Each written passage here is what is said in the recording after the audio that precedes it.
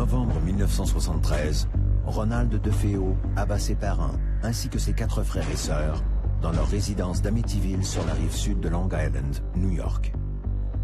Quelque temps plus tard, une jeune famille emménage dans la demeure vacante des DeFeo.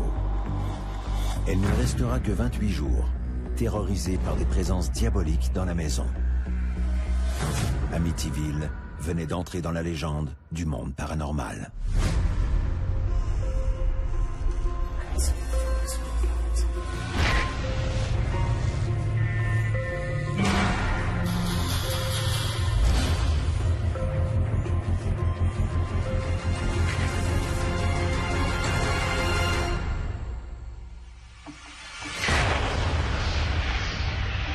À l'été de 1979, le film Amityville, la maison du diable, prend l'affiche partout en Amérique du Nord. Le film est une adaptation du roman éponyme de Jay Hanson et raconte l'histoire de la famille Lutz. À en croire le livre de Jay Hanson, la maison des Lutz, qui 1 an plus tôt avait été le théâtre d'une série de crimes épouvantables, était hantée par des forces invisibles et diaboliques. Chaque année, des dizaines de personnes se rendent à Amityville pour se faire photographier devant cette maison qui, jadis, a été celle de la famille Lutz, et ce, aux grandes dames des nouveaux propriétaires et des habitants d'Amityville qui n'apprécient pas trop ce tourisme surnaturel. Il faut dire que pour la plupart d'entre eux, toute cette affaire serait un canular habilement orchestré par les Lutz pour capitaliser sur l'histoire morbide des lieux. Aujourd'hui, je vous propose une visite à Amityville.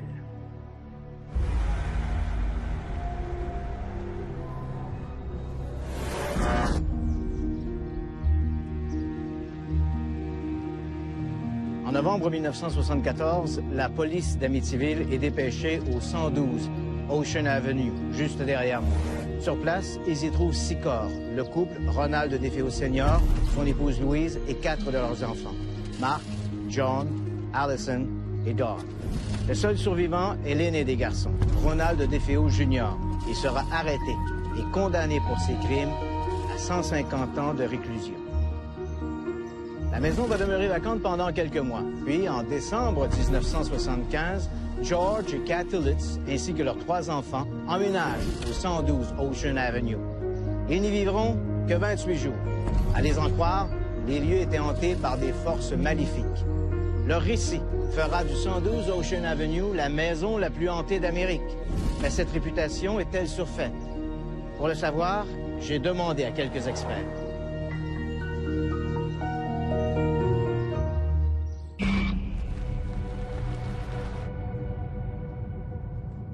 Dans les années 1970, Joel Martin était un jeune journaliste et un animateur de radio. Il a été parachuté au milieu de cette histoire de meurtre et de fantômes. Il a suivi toute cette histoire d'un point de vue privilégié. Il a rencontré tous les acteurs de cette saga et a colligé leurs témoignages.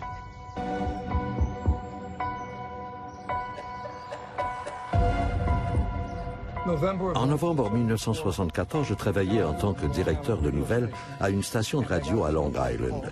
J'ai reçu un appel téléphonique anonyme. Quelqu'un me disait qu'il y avait eu un meurtre épouvantable à quelques minutes d'où j'étais. 6 personnes de la même famille avaient été assassinées.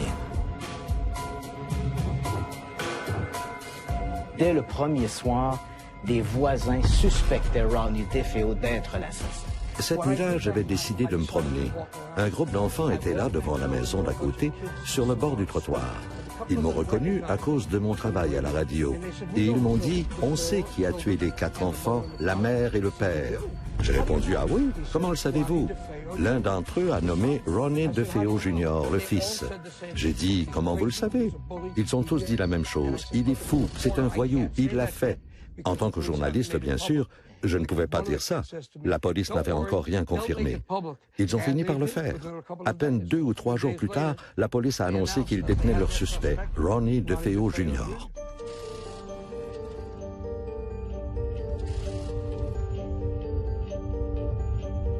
What happened is when Bill Weber, l'avocat de Ronnie DeFeo, a rencontré George Lutz, un de ceux qui ont vécu dans la maison pendant 28 jours. Ils ont vécu là pendant environ 28 jours, je pense, pour être exact. Ils ont dit qu'ils avaient été obligés de déménager parce qu'il y avait des esprits qui les attaquaient et les poursuivaient. Ce n'est pas tout à fait vrai. George Lutz et Bill Weber se sont assis à une table, comme nous en ce moment, avec des bouteilles de champagne et de vin. Ils ont décidé d'inventer toute cette histoire. Ils se sont dit, si on arrive à vendre cette histoire, on pourra faire beaucoup d'argent. Mais ce n'était que des mensonges. Tout ce que Bill Weber m'a dit est faux. Il parle d'une pièce dans la maison au premier étage qui avait des murs couverts de sang. Ce n'était pas du sang, mais plutôt de la peinture rouge qui s'écaillait. C'était un espace vide. Ce n'était même pas une pièce. Ronnie a parlé d'un porc démoniaque quelque part dans la maison. Il n'y avait aucun porc. Les mouches dans la chambre d'une des sœurs assassinées. Rappelez-vous que Ronnie a tué ses deux sœurs.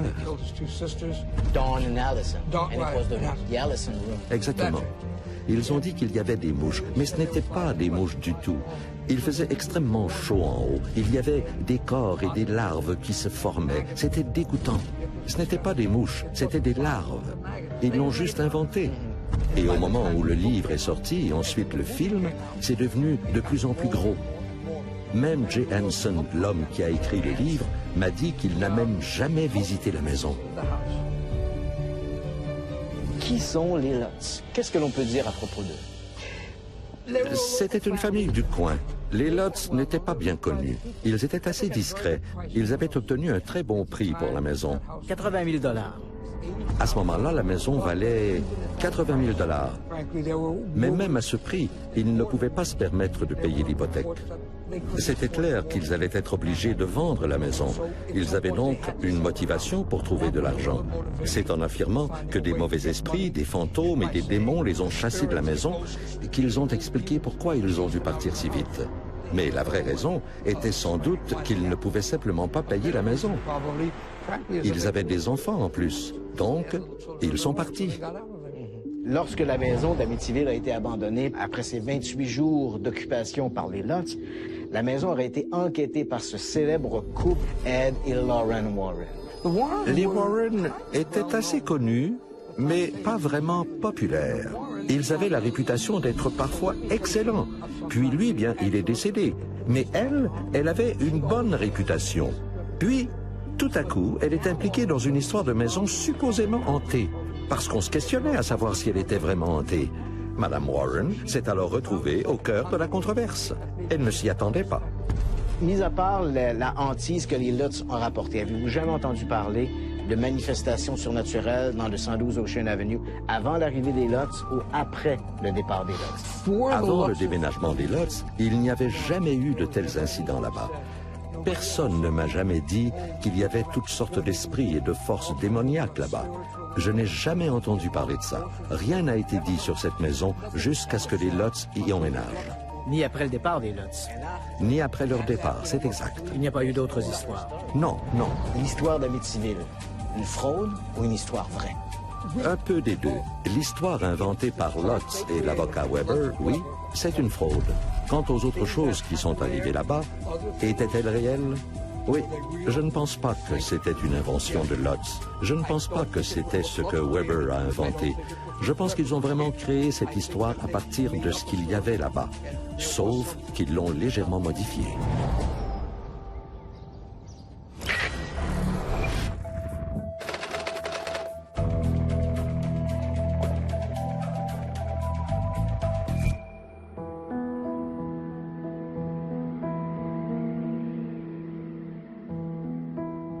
Dans le crime, la possession diabolique a souvent le dos large.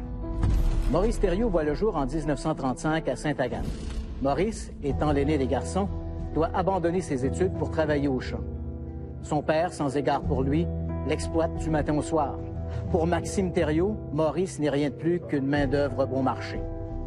Un jour, alors qu'il revient des champs, où son père l'a battu une autre fois, Maurice le maudit en jurant haut et fort qu'il préférerait travailler pour le diable que de travailler pour son père. Du jour au lendemain, Maurice Thériault se découvre une force herculéenne. Il a parfois l'impression qu'une autre volonté se substitue à la sienne. À 21 ans, Maurice se libère du joug de son père et quitte Fort Kent pour ne jamais y revenir. Il part s'installer du côté du Connecticut où il essaie de fonder une famille. Mais ses relations ne durent pas. Les femmes qu'il rencontre le trouvent bizarre. Il a parfois de longs moments d'absence et des phénomènes se produisent autour de lui. Des objets et des meubles bougent comme s'ils étaient doués d'une vie propre. Certains affirment même avoir vu Maurice à 2 endroits en même temps. Une habileté extraordinaire que l'on ne prête qu'aux très saints ou aux suppôts du diable. En 1985, Maurice et sa nouvelle compagne, Nancy, demandent l'aide d'Ed et Lorraine Warren, un couple de démonologues. Les démonologues ne sont ni plus ni moins que des chasseurs de démons. Fidèles à leur habitude, les Warren concluent que Maurice Thériault est possédé du démon et organisent une séance d'exorcisme. 7 ans après le rituel de l'exorcisme, Maurice se rend chez Nancy, dont il est séparé depuis peu. Il est armé d'une puissante carabine. Ce soir-là, Maurice Thériault fait feu sur Nancy, l'atteignant au bras gauche. Puis, comme s'il venait de retrouver ses esprits, Maurice retourne l'arme contre lui et se tire une balle dans la bouche. Il meurt sur le coup. Maurice Thériault était-il possédé ou simplement malade?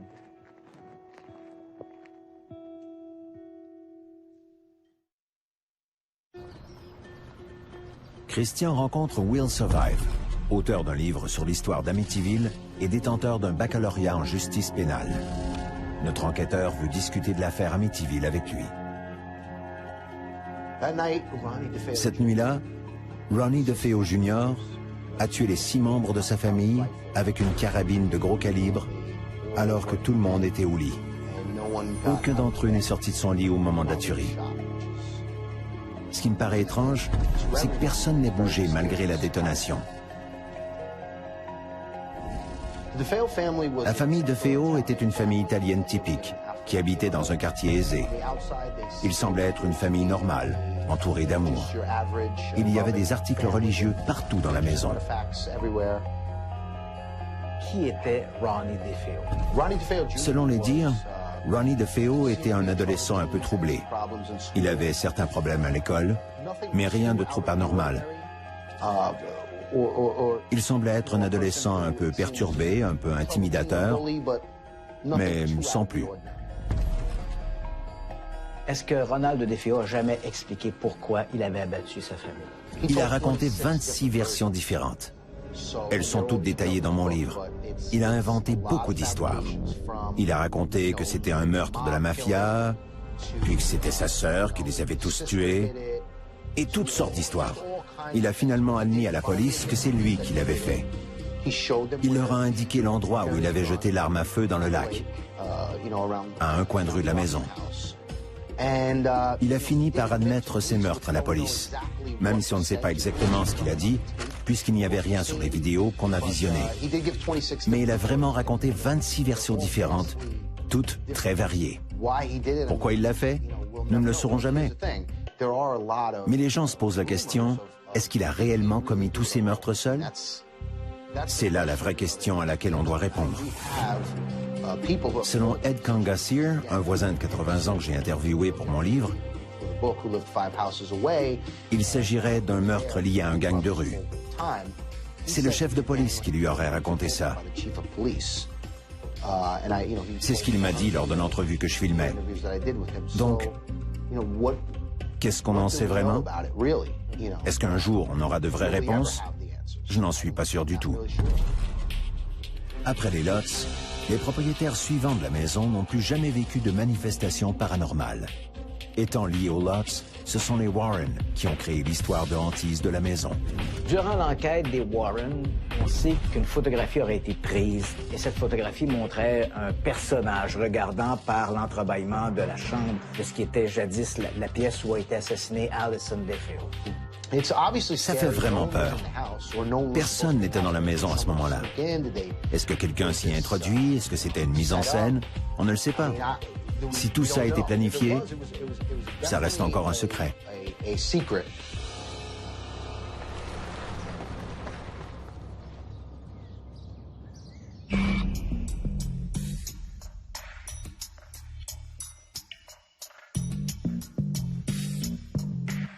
Christian poursuit son investigation et nous parle des techniques d'enquête utilisées.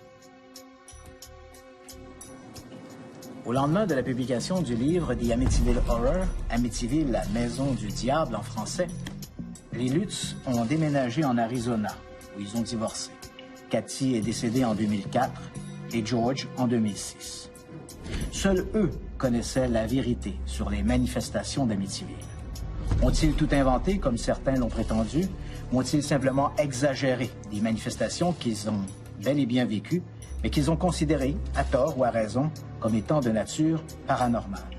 Aujourd'hui, le seul moyen que nous avons pour juger de la sincérité de leurs témoignages, ce sont les nombreuses entrevues qu'ils ont accordées aux médias. Dans les années 1970, lorsque les Lutz ont été accusés d'avoir tout inventé, ils ont accepté de se soumettre au test du polygraphe. Un test qu'ils ont d'ailleurs réussi avec brio. Mais auraient-ils réussi avec autant de succès avec un synergologue? Encore une fois, j'insiste, la synergologie n'a rien de scientifique, mais demeure un outil extraordinaire pour évaluer le comportement humain.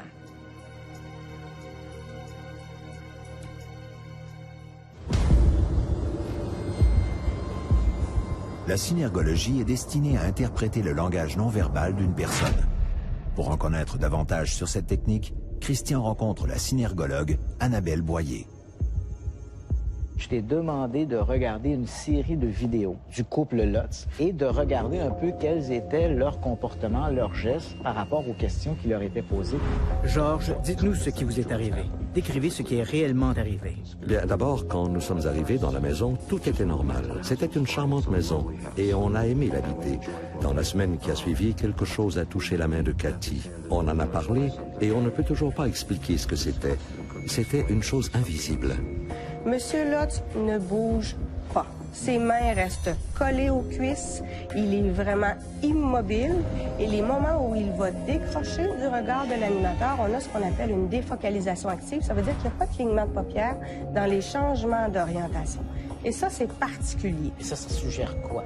Qu'ils mentent, qu'ils disent la vérité? Bien, on est dans une gestion du stress qui est très, très, très importante. Et ce qu'il nous présente, c'est un corps qui est contrôlant. Il a les mains agrippées, un émi-visage droit, peu de clignement, une défocalisation active.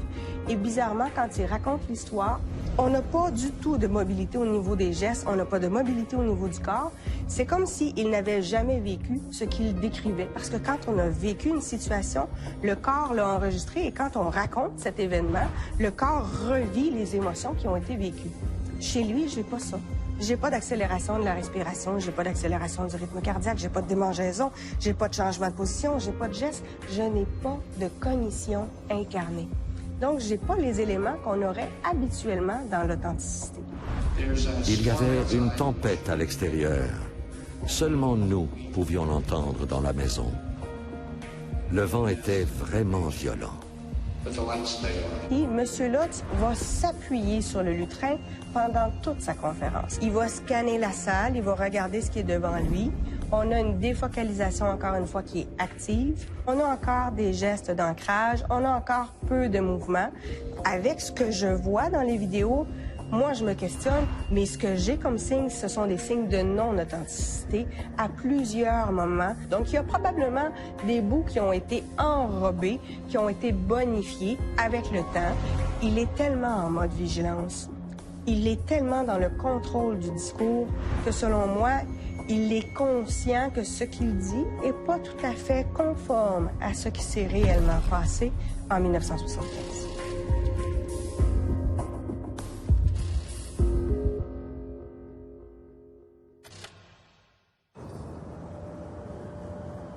Christian va rencontrer Serge Larrivé, professeur en psychoéducation à l'Université de Montréal, pour établir la grande différence entre des événements paranormaux et des faits prouvables scientifiquement. En science, on a une balise qui est très claire. Quand on finit une recherche, on la soumet à une revue scientifique. L'éditeur de la revue l'envoie entre 2 et 6 lecteurs arbitres qui, eux, donnent leur avis. Et là, l'éditeur décide s'il y a des corrections majeures, mineures ou s'il est refusé. Vous avez bien compris, je n'ai pas dit accepter. Écoutez, c'est d'une rareté quand on soumet un texte à une revue scientifique, en tout cas en sciences humaines, que l'article est accepté sans correction. Sauf erreur, les gens qui défendent le paranormal ne soumettent jamais leurs écrits au processus d'évaluation par les pairs. Est-ce que c'est un processus parfait? Bien sûr que non. Mais au moins, ça nous assure de ne pas dire trop de niaiseries. Hein? Bon. Ces gens-là ne jouent pas les règles de la science.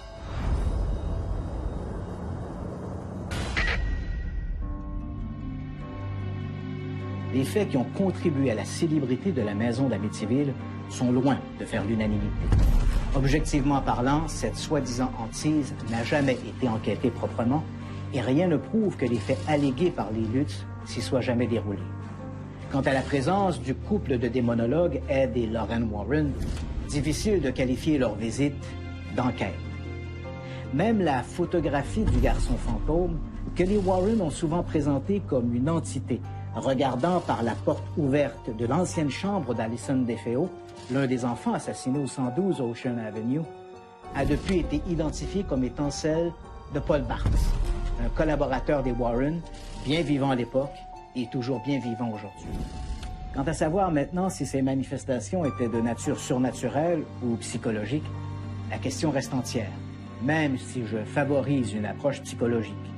Il ne faudrait pas perdre de vue que les Lutz venaient d'emménager dans une maison qui, un an plus tôt, avait été le théâtre de la pire tuerie de l'histoire d'Amityville. Cela étant dit, il ne fait toutefois aucun doute que l'histoire qu'ils ont entretenue par la suite, via le livre de Jansen ou leurs nombreuses apparitions médiatiques, était très exagérée, voire inventée de toutes pièces, et ce pour plaire à un public assoiffé de surnaturel et pour capitaliser sur un sujet à la mode. Le réalisateur américain John Ford a dit « Lorsque des faits se sont transformés en légende, publiez la légende. »